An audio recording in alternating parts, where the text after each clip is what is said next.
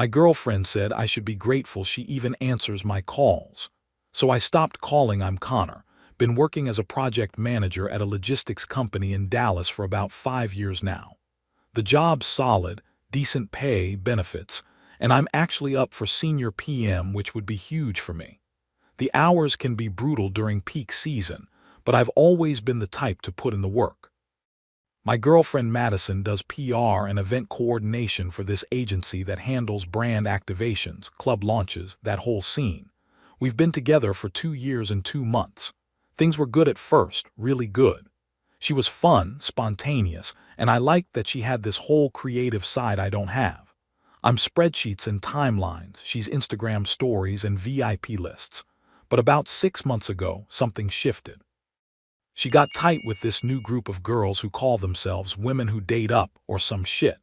They're all about knowing your worth and maintaining standards. Which cool, everyone should have standards. But the way Madison talking started to change. Suddenly I was too predictable. My Friday night routine of hitting the gym after work and grabbing beers with my buddy Jake became boring office guy energy. The fact that I meal prep on Sundays meant I don't know how to enjoy life. She dropped comments about guys in the event industry who actually know how to have fun. Started posting more on Instagram, always at some rooftop thing or bottle service table. And here's the kicker, she'd ghost me for hours, sometimes a full day, then pop back up like nothing happened. When I try to talk about it seriously, she'd flip it on me. You're being clingy, you're being needy, that's not attractive. Last Tuesday, my truck wouldn't start in the company parking lot. Dead battery, and I'd left my jumper cables at home like an idiot. It was 9 p.m. I'd been at the office since 6 a.m. dealing with a warehouse inventory crisis, and I was exhausted. I called Madison. She was my girlfriend. That's what you do, right? She answered on the fourth ring. I could hear music and voices in the background. Hey babe, I'm stuck at work, truck won't start. Any chance you could come grab me? I'll buy you dinner, Connor. She cut me off and her tone made my stomach drop. You should be grateful I even answered your call right now. I don't have time to just come grab you whenever you ask. I sat there in my truck, phone pressed to my ear, processing what she just said. Not I'm busy but I can come later. Not can Jake help you, just that, yeah, I said quietly. I get it, thanks anyway. I hung up. Called an Uber, got home at 10:30, had my truck towed the next morning, got a new battery installed. Cost me $200 and half my lunch break. Madison texted me Thursday afternoon, drinks tonight, like nothing happened. I didn't respond. And here's the thing, I didn't block her, didn't post cryptic Instagram stories, didn't text her friends or her mom asking what's wrong. I just stopped calling, stopped texting first, stopped making plans, stopped asking about her day, stopped checking in. Cold turkey, complete silence from my end. If she wanted to reach out, my number worked. But I wasn't going to be the one chasing anymore. 3 weeks went by. 3 entire weeks and she didn't call once. Didn't text. Nothing. Which told me everything I needed to know, honestly. But I was fine. Weirdly fine. I threw myself into work, spent more time at the gym, helped Jake paint his new apartment, caught up on sleep. My stress levels actually dropped. Then yesterday happened. I had this massive client presentation scheduled. We're talking potential 6-figure contract I'd been prepping for 2 weeks. I got to the office at 7 a.m. to run through everything one more time. At 8:45, 15 minutes before the clients were supposed to arrive, Jessica from reception called my desk. Connor, there's someone here to see you. A young woman, she's crying pretty hard. Says she needs to talk to you right now. My brain short-circuited. Client meeting in 15 minutes, crying woman in my lobby. Did she give you a name? Madison. I felt my jaw clench.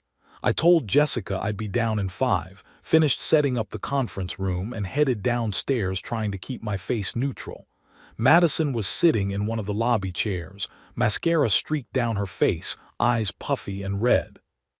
She was wearing workout clothes, leggings, and an oversized hoodie, which was weird because Madison never left her apartment without a full face of makeup and a going-out outfit. When she saw me, she stood up fast.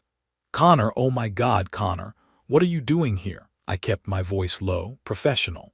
My coworkers were walking past, definitely noticing.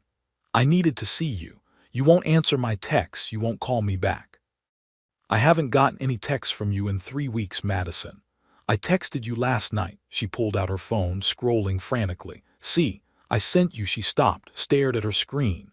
Oh my God, I sent it to the wrong chat.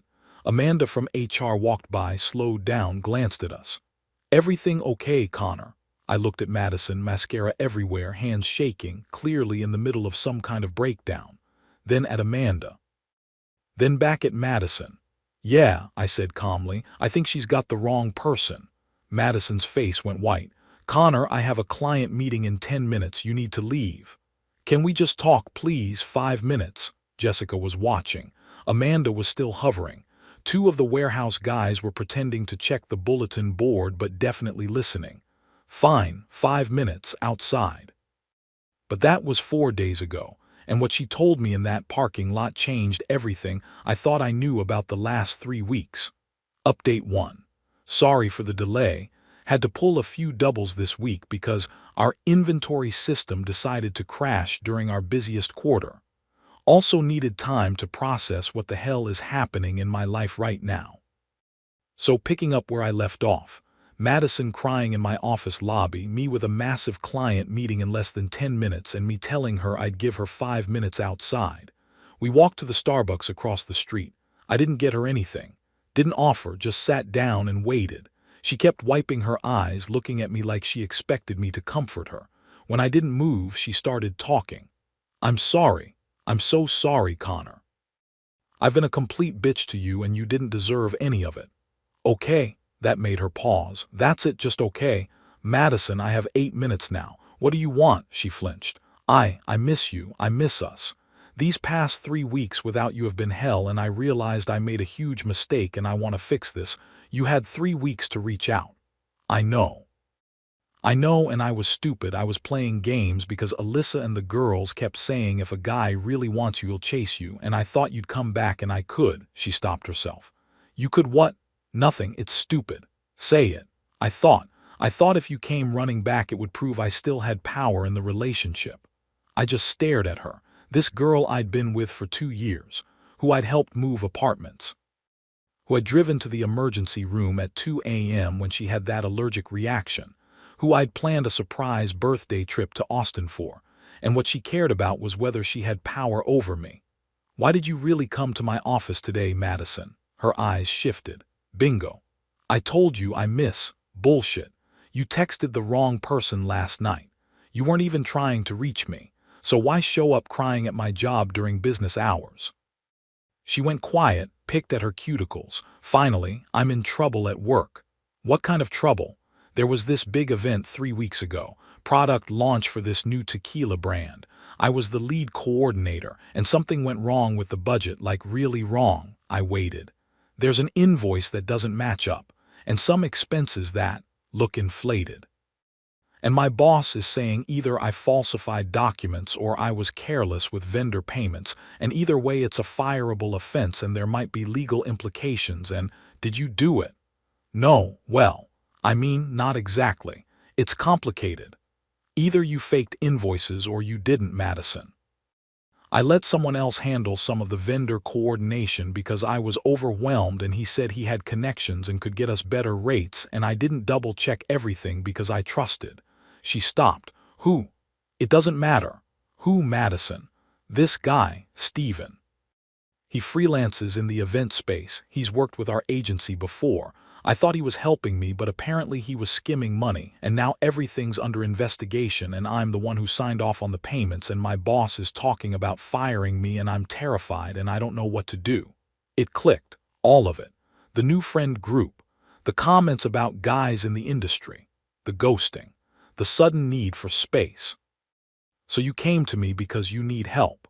I came because I miss you. No. You came because your life is falling apart and you need someone to bail you out. You spent 3 weeks not giving a shit if I was alive or dead because you thought you had something better lined up. And now that it's blowing up in your face, suddenly I'm worth answering the phone for again. That's not fair. You told me I should be grateful you answered my call when I needed help. You remember that. Her face crumpled. I was having a bad day. I don't care if you were having the worst day of your life. You don't talk to someone you supposedly love like they're lucky to get your attention. I stood up. I need to get back to work. Connor, please, I just need you to what? Make a call. Use my connections. Fix this for you. You know people in logistics, supply chain, maybe someone who could vouch that these vendor discrepancies happen all the time, or maybe talk to my boss's boss who you met at that charity thing. I actually laughed. Couldn't help it. You're unbelievable. I'm not a hotline you call when your life's on fire, Madison. I'm done being your backup plan. I walked away. Went back to my office. Nailed the client presentation, by the way. We got the contract. Biggest win of my career so far. Celebrated with the team that night at the brewery down the street. Didn't think about Madison until I got home around 11 p.m. and saw 17 missed calls and a dozen texts. Please just hear me out. I can explain everything. I made mistakes, but so did you. You're being cruel. I'm going to lose everything. I almost responded. Almost. But then I remembered 3 weeks. 3 weeks of silence when I wasn't useful to her. And now that she needed something, I was suddenly important enough to blow up my phone. It was almost funny if it wasn't so ironic. Update 2. Okay, so this is gonna sound like I'm making shit up, but I swear on everything this is real. Wi-Fi was down at my apartment all weekend, so I've been using my phone's hotspot and it's been annoying as hell, but whatever, here we go. After Madison blew up my phone Thursday night, Friday was quiet. Too quiet. No texts, no calls, nothing. I figured maybe she finally got the message. Saturday morning I was at the gym with Jake. We were doing deadlifts and talking about the Mavericks game when his phone buzzed. He looked at it, frowned, looked at me, looked back at his phone. Bro, what? You still follow any of Madison's friends on Instagram? I don't think so. Why? Because apparently some serious shit went down last night and it's all over their stories. He handed me his phone. His girlfriend Emily followed Alyssa, one of Madison's date-up crew. And Alyssa had posted a long message to her close friend's story, except Emily was still on the list from some girl's trip they all did months ago. The story was about fake people in the industry and users who pretend to have connections. No names, but the comments were going crazy. I scrolled through them and one girl wrote, "Is this about what happened with Em and Steven? Steven. The guy Madison mentioned who helped with the vendor coordination. Who the hell is Steven? Jake asked. No idea, except I was about to find out because 2 hours later Madison called me. I almost didn't answer, but curiosity got the better of me. Connor, her voice was wrecked. She'd been crying by the sound of it. What? Did you see Instagram? No, everyone knows. Everyone freaking knows and I'm being destroyed and I don't know what to do. Madison, I'm at the gym. I don't have time for Steven posted screenshots. That made me pause. Screenshots of what? Of our texts, from the last 3 weeks. He posted them in the event industry group chat to defend himself about the vendor thing, and now everyone's calling me a snake and a liar and I'm done. I'm completely done. What was in the texts, Madison? Silence. Then, please don't make me say it. I'm hanging up. Wait, okay. She took a shaky breath. I was talking to him during those 3 weeks, more than talking. I was sending him screenshots of me not reaching out to you and we had this thing going. My grip on the phone tightened. What kind of thing? He said he could help me move up in the industry. Said he knew all the right people, could introduce me to clients, could fast-track my career. And he was charming and exciting and said I deserved someone who matched my ambition, not someone who clocked in and out like a... She stopped. Like a what? Like a corporate drone. That's what he said. That you were a corporate drone and I could do better.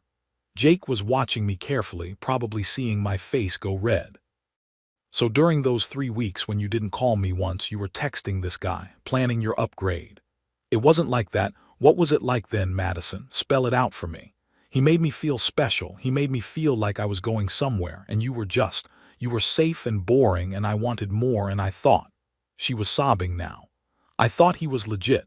I thought he actually had the connections he said he did. But it was all bullshit. He's a freelancer who jumps from gig to gig. He's in debt. He has a girlfriend in Houston he never mentioned. And he was scamming our agency the whole time with those fake invoices. And when my boss started investigating, he threw me under the bus completely. Said I approved everything, said I was the one who hired him, said I knew about the discrepancies. And the screenshots. He posted our text to prove that I was desperate to impress him so I'd look like I was in on the scam, that I was trying to sleep my way into better industry connections. He made me look like, she could barely get the words out, like a joke. I should have felt something. Anger, vindication, satisfaction, something, but all I felt was tired. I'm sorry that happened to you, but it's not my problem. Please, Connor, I know I hurt you. I know I messed up everything, but I'm begging you, please, I need help. My agency is firing me.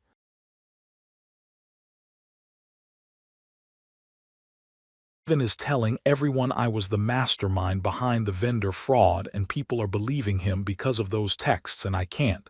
Madison, listen to me very carefully. What you're asking me to do is use my professional reputation to vouch for someone who spent 3 weeks monkey branching to a con artist because I wasn't exciting enough. So no, my answer is no. I'm not asking you to lie, just maybe talk to someone or write a character reference, or you told people I was a corporate drone. You ghosted me while planning your exit strategy. You came to my office only because you needed something from me, and now you want me to risk my career advancement to clean up a mess you made while actively replacing me. I wasn't replacing you. Yes, you were. You were auditioning for an upgrade and it didn't work out. I'm not your safety net. Please, I'm losing everything. My job, my reputation, these girls were my whole friend group and now they're all posting about me being fake and desperate. That's what happens when you surround yourself with people who are only there for you when you're winning. She went quiet. I have to go, I said. Will you at least? Can we talk in person just once? I need closure. No, Connor, I hung up. Blocked her number. Blocked her on Instagram, Snapchat, everywhere. Jake was staring at me. You good, man? I'm good. You sure? Because that was heavy. I'm sure. And weirdly, I was. I finished my workout, went home, meal prepped for the week, watched the Mavericks game, went to bed at a reasonable hour for the first time in months. But Monday morning I got to work and found an email from Madison's personal account. Subject line, please read this. I haven't opened it yet. Part of me wants to just delete it. Part of me is curious what she could possibly say that would matter at this point. I'll update you guys when I decide what to do, or maybe I won't do anything. Maybe silence is the best response. Either way, I'm good. Really good, actually. Promoted to senior PM last week, forgot to mention that. Got the official offer Friday before all the Madison drama exploded. Better title, better pay, new team. Life's looking up. Funny how things work out when you stop accepting bullshit. Final update, been a while, about 6 weeks since my last update. Some of you DM'd me asking if I ever opened that email. Yeah, I did, about 2 weeks after I got it. Took me that long to even care enough to look. It was long, like really long. Therapy speak throughout, lots of I recognize that and I'm working on understanding why. She said she's been seeing a therapist twice a week. Said she's been diagnosed with some anxiety stuff and attachment issues. Said the whole date up mentality was toxic, and she realizes now how it poisoned her thinking. Said she takes full responsibility for everything. Then came the part where she asked if we could find closure together. Said she knows she doesn't deserve another chance but wanted to honor what we had with a proper conversation. Said she's not asking me to fix anything for her, just to hear her out. The email ended with, I know I destroyed something good because I thought I deserved better, but the truth is I'll never find better than what we had. You were the best thing in my life and I threw it away. I'm so sorry. I sat with it for a few days. Thought about it, talked to Jake about it. He said, bro, she's just trying to get back in because everything else fell apart. And he wasn't wrong. Here's what I found out through the grapevine. Madison did lose her job. The agency fired her and settled with the vendors quietly to avoid bad press. Steven apparently skipped town, owes money to multiple people, completely ghosted everyone. The date-up friend group dissolved because once the drama hit, everyone scattered. Alyssa moved to LA. Another girl went back to her ex-boyfriend. The whole crew just imploded. Madison moved back in with her parents in Fort Worth. I know this because her mom commented on one of my Instagram posts from like a year ago, just a heart emoji. Deleted it 10 minutes later, but I saw it. Make of that what you will. Part of me felt bad for her. Not because I wanted to get back together. That ship sailed when she told me I should be grateful she answered the phone. But because watching someone's life fall apart is never fun, even when they kind of brought it on themselves. I didn't respond to the email, though. Instead, I did something that felt right. I gathered up all the stuff she'd left at my place over 2 years. Couple of hoodies, a hair dryer, some face products, a few books, a phone charger. Put it all in a box. Wrote a short note. Madison, your things, please don't come to my office again. I hope you're doing okay. Connor dropped it off at her parents' house with the concierge at their apartment complex. Never heard anything back. Figured that was that. Until last week. I was at this work event, client appreciation dinner, fancy steakhouse downtown. I was there with my new team networking, and I saw her across the room. She was with some older couple, her parents, I'm guessing. She looked different, hair shorter, no makeup, wearing business casual instead of her usual Instagram outfit. She looked smaller somehow, tired. Our eyes met for maybe 2 seconds. She gave me this small, sad smile. I nodded. That was it. Neither of us walked over. Neither of us made a scene. 10 minutes later, I was in the bathroom and her dad was washing his hands at the sink next to me. Connor, right? He said. Yes, sir. Thought so. Madison pointed you out, said you two used to date. Yes, sir, we did. He dried his hands, looked at me carefully. She's doing better, taking things slow, working on herself. That's good to hear. She made some mistakes, big ones, but she's learning. I didn't know what to say to that, so I just nodded. He put his hand on my shoulder. For what it's worth, you seem like a good kid, smart to walk away when you did. Not a lot of guys your age would have the spine to do that. Then he left. I stood there for a minute processing. Her dad wasn't asking me to take her back, wasn't making excuses for her. He was just acknowledging reality. I respected that.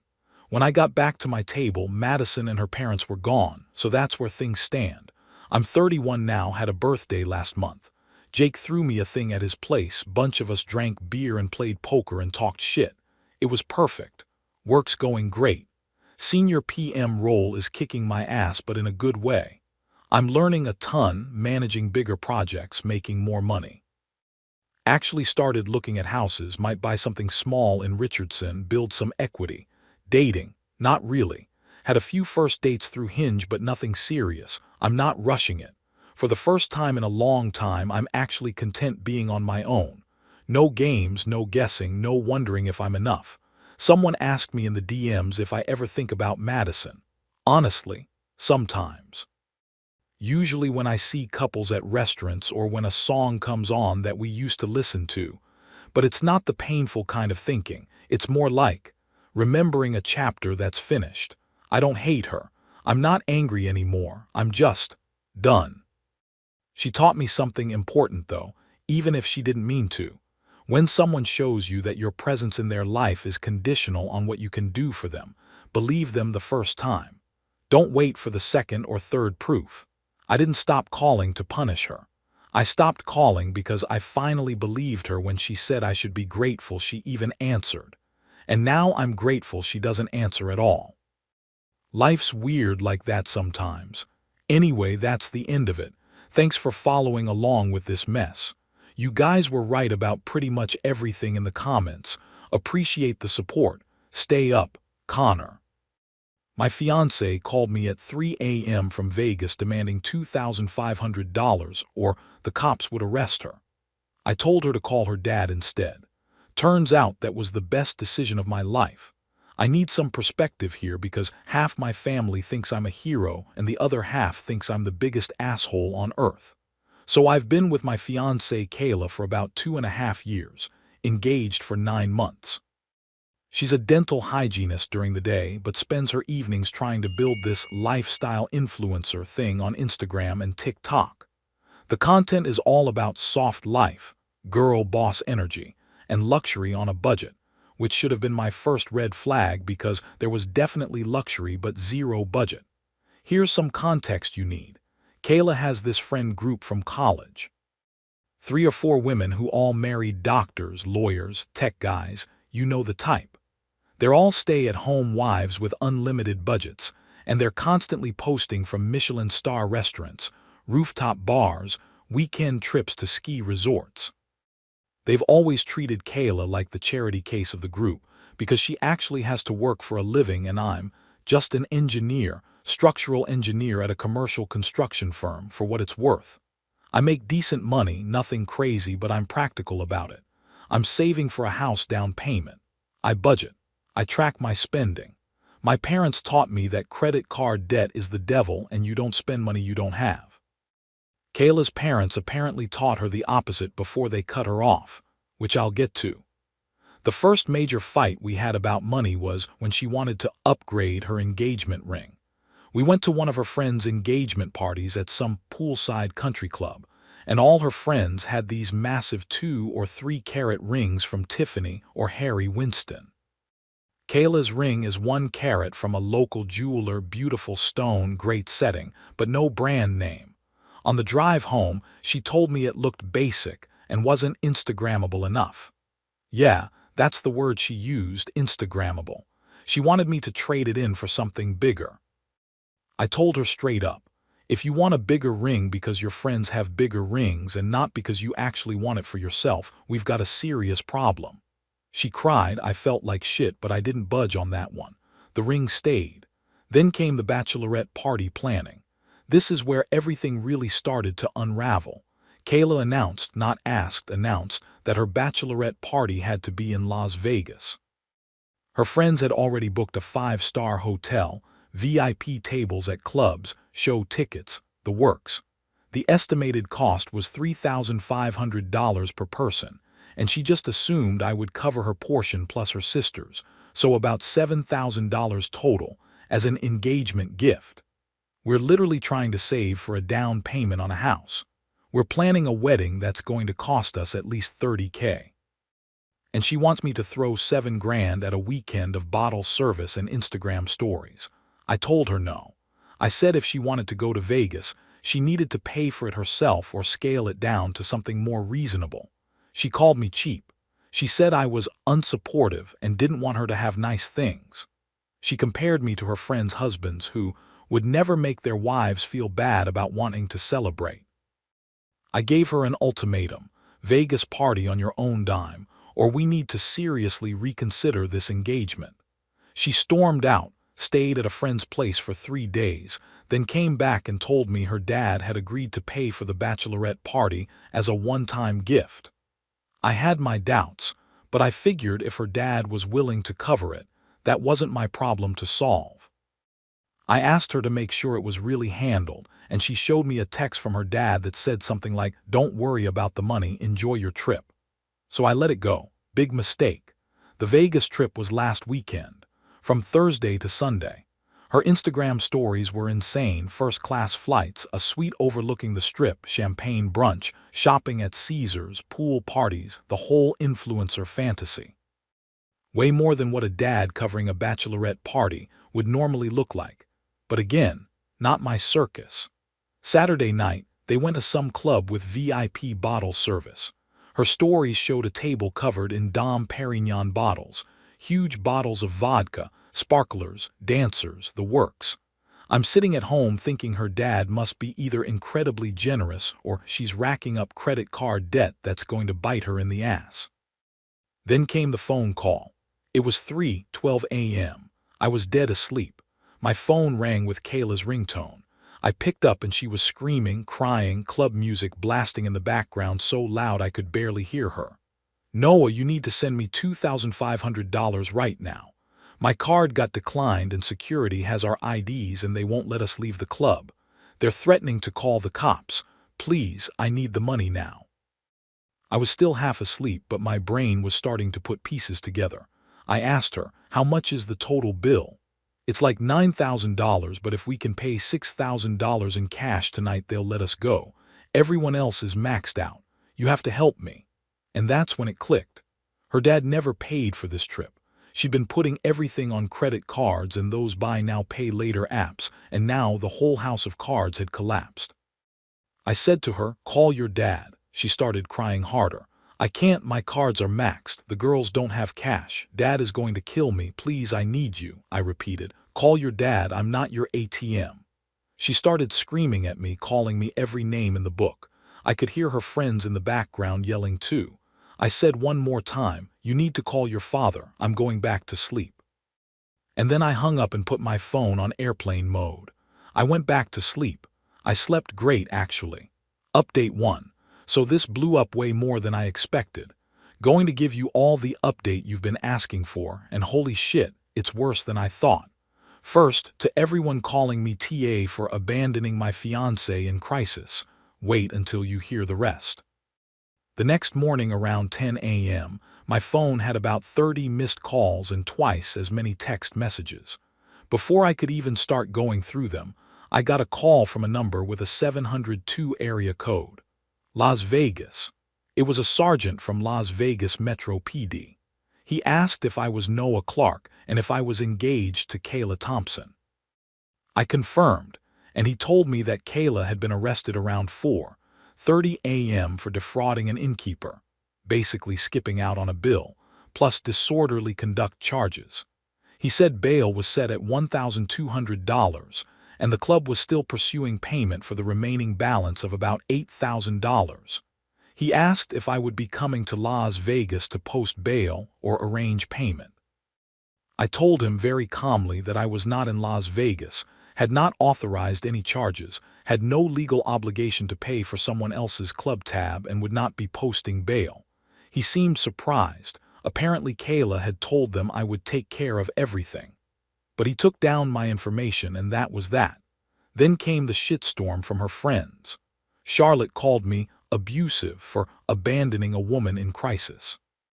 Becca sent me a long text about how I humiliated all of them by letting the police get involved, and how a real man would have protected his fiancée's reputation.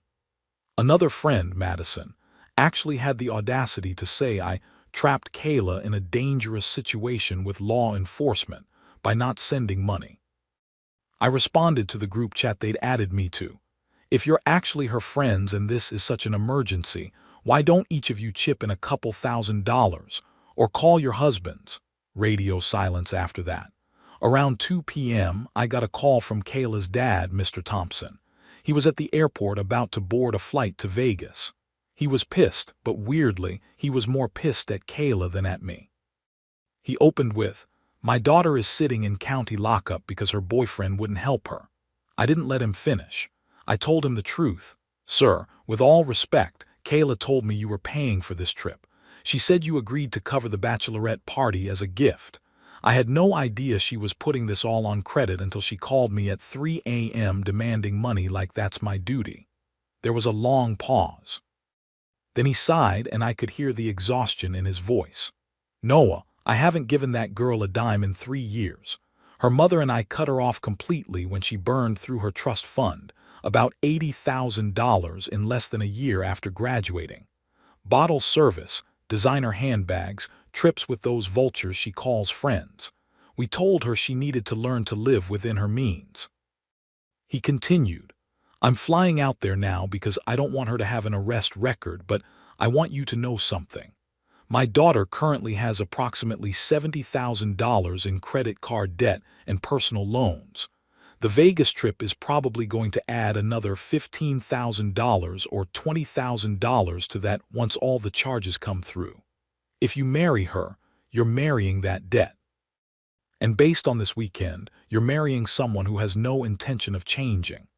I just sat there on my couch, phone to my ear, feeling like I'd been hit by a truck. He finished with, "I love my daughter, but she needs to hit rock bottom before she'll learn. I'm getting her out of jail because she's my kid, but I'm done enabling the lifestyle. You should think very carefully about whether you want to spend your life doing the same." We hung up, and I just stared at the wall for like an hour. $70,000 in debt. $70,000. And she never told me. We were planning to get married in 6 months, to buy a house together, to build a life, and she was hiding a financial bomb that would have exploded the second we said, "I do." The realization hit me like a freight train. If I had sent that money, I would have been reinforcing exactly the behavior her father was warning me about. I would have been the next enabler, the next ATM, the next person who rescues her from the consequences of her own choices. I spent the rest of the day ignoring calls and texts while I thought about what to do next. By evening, I knew what I had to do. Update 2. Okay, here's the update everyone's been waiting for. This is going to be long, so buckle up. Kayla called me from the airport Sunday evening after her dad bailout her out and got her on a flight home. She was crying, but it was different from the club crying. This was more calculated, if that makes sense. Like she'd had time to prepare her defense. She immediately tried to reframe the whole thing. It was just one crazy weekend. Everyone makes mistakes. The girls pressured me into ordering more bottles. You can't seriously be mad at me for having fun at my bachelorette party. Then she pivoted to making me the bad guy. You left me in jail, Noah. I was in an actual jail cell for 6 hours because you refused to help me. Do you know how traumatizing that was? I could have been hurt. I let her talk herself out. Then I said, Kayla, this isn't about one night. This is about a pattern. You lied about your dad paying for the trip. You've been hiding $70,000 in debt from me. You spend money we don't have to impress people who don't actually care about you. You compared our engagement ring to your friends' rings. You expected me to drop $7,000 on a party I wasn't even invited to. And when your house of cards collapsed, your first instinct was to make it my problem to fix. She tried to interrupt, but I kept going. I'm not mad that you went to Vegas. I'm not even mad that you got arrested, honestly. I'm mad that you've been lying to me about who you are and what you want. You don't want to build a life with me. You want me to fund a lifestyle for you. She went quiet for a second, then exploded. So what, you're breaking up with me? Over money? That's so freaking shallow. I said, no, I'm breaking off our engagement over dishonesty, over incompatibility, over the fact that you see me as a wallet and not a partner. The money is just the symptom.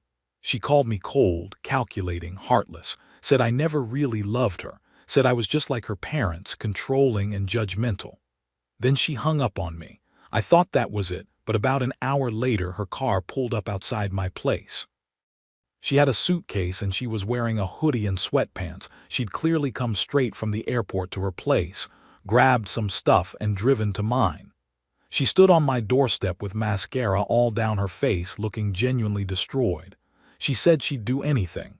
She'd cut up her credit cards. She'd go to financial counseling. She'd pick up extra shifts. She'd delete Instagram. Just please don't throw away what we had over one mistake. I had already packed a box of her stuff, photos, clothes she'd left at my place, gifts, the stuff from my nightstand drawer. I brought it to the door along with the ring box. I said, Kayla, I don't want to build a life on a foundation of lies and debt. This isn't about one mistake. This is about the person you've been choosing to become. You care more about what your friends think than about our future together. You hid massive debt from me.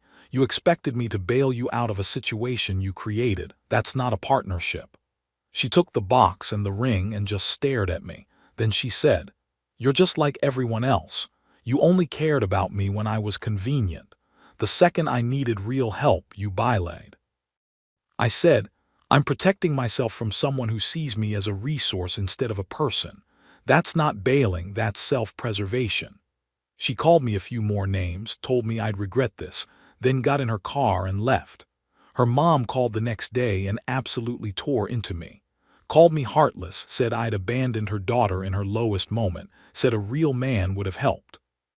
I let her vent, then told her she should ask her husband about the $70,000 in debt Kayla had been hiding.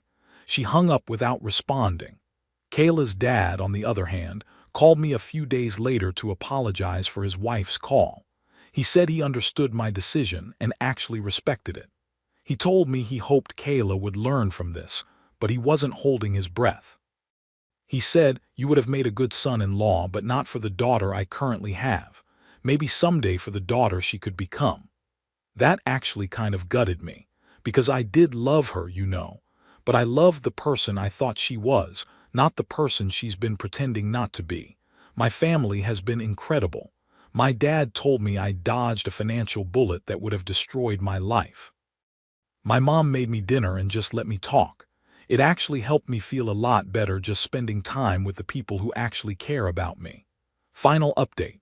Okay, Reddit, buckle up because this final update is wild. I know I said I was done, but something happened this week that I need to share because holy shit.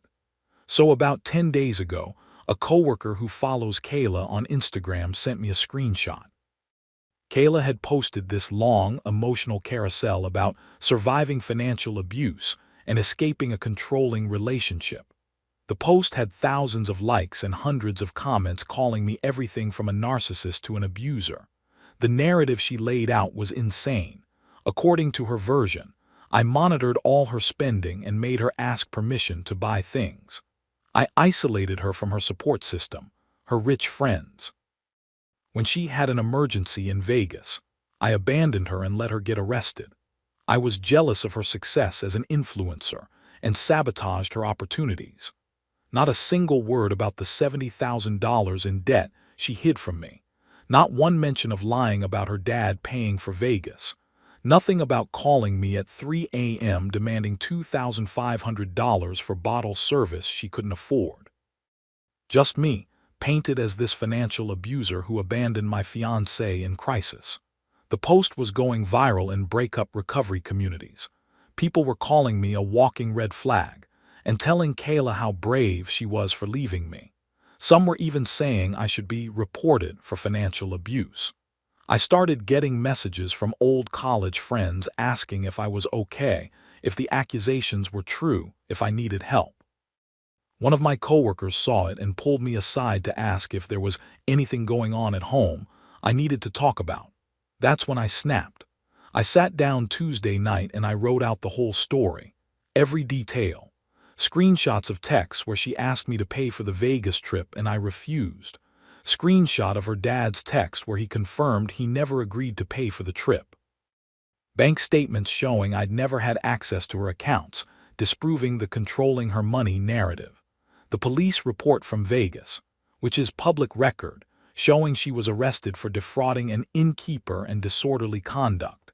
Even a screenshot of her Instagram stories from Vegas showing the bottle service and luxury suite that she later claimed was a modest girl's trip. I posted it in the comments of her viral post. A detailed, factual receipts included response that laid out exactly what happened. I wrote, "Since this post about me is going viral, here's the full story with actual documentation. I'm not going to be the villain in your narrative, Kayla." Then I posted it and logged off. The response was immediate and nuclear. Within an hour, people in the comments started turning. "Wait, she was arrested. He has literal receipts. This changes everything." My comment got more likes than her original post. People started asking her pointed questions. The breakup recovery accounts that had reposted her story started deleting them. But here's where it gets really interesting. Her rich wife, friends saw my comment, and apparently their husbands saw it too. Charlotte's husband, the one who's a partner at a law firm, saw the police report showing his wife was at that same table when the arrest happened. He apparently had no idea his wife had been involved in a situation that resulted in police intervention. He was not happy when he found out Charlotte had lied about the severity of what happened. Becca's husband works in finance, and his firm has strict ethics policies. When he realized his wife had been part of a defrauding an innkeeper incident, he freaked out about potential compliance issues. Apparently he's up for a promotion, and something like this could have tanked it if it came out the wrong way. Madison's husband found out she'd spent $3,000 plus on bottle service in one night without telling him. They'd apparently agreed on a budget for the trip, and she blew past it by thousands. So within 48 hours of my comment going up, Kayla's entire friend group imploded. The husbands were pissed at their wives for lying about what happened in Vegas. The wives were pissed at Kayla for her social media posts bringing renewed attention to something they'd hoped would just fade away. And everyone was pissed at each other for the whole mess. Charlotte blocked Kayla on everything. Becca posted a story saying she was removing toxic people and drama from her life. Madison's husband apparently made her cut contact with anyone involved in the Vegas situation. Kayla's support system of enablers. Gone in 48 hours. But wait, there's more. Her employer, she'd gotten a new job at a dental office after getting fired from the first one, saw the viral posts. They called her in and asked her about it. Apparently she'd lied on her background check about having any arrests or legal issues in the past year. They fired her on the spot. So now Kayla's Instagram stories have gone from surviving abuse to frantic posts about cancel culture and people weaponizing the truth. She's lost her job, lost her friends, and lost her narrative all in the span of a week. Her mom called me yesterday screaming that I destroyed her daughter's life and that I should have just let it go. I told her very calmly that I let it go until Kayla tried to destroy my reputation with lies. Play stupid games, win stupid prizes. Her dad called me this morning. He said, "I'm not saying you were wrong. She needed to face consequences. But Jesus Christ, Noah, you didn't just burn the bridge, you napalmed it." Then he sighed and said, "Maybe that's what she needed though, nothing else has worked." As for my life, it's been a weird week, but honestly I feel lighter than I have in months. I close on the townhouse this Friday. 2-bedroom, 2-bath, small garage, tiny backyard in a suburb about 20 minutes from work. I've already bought a grill. My brother's helping me move this weekend, and my dad is insisting on helping me set up the garage workshop. My budget spreadsheet looks better than it ever has. I maxed out my IRA contributions for the first time this year. I've got an emergency fund that's actually, funded. I'm not stressed every time I check my credit card statement wondering what surprise charges are going to show up. The mutual friends who have reached out asking what really happened, I sent them the link to my comment on Kayla's post.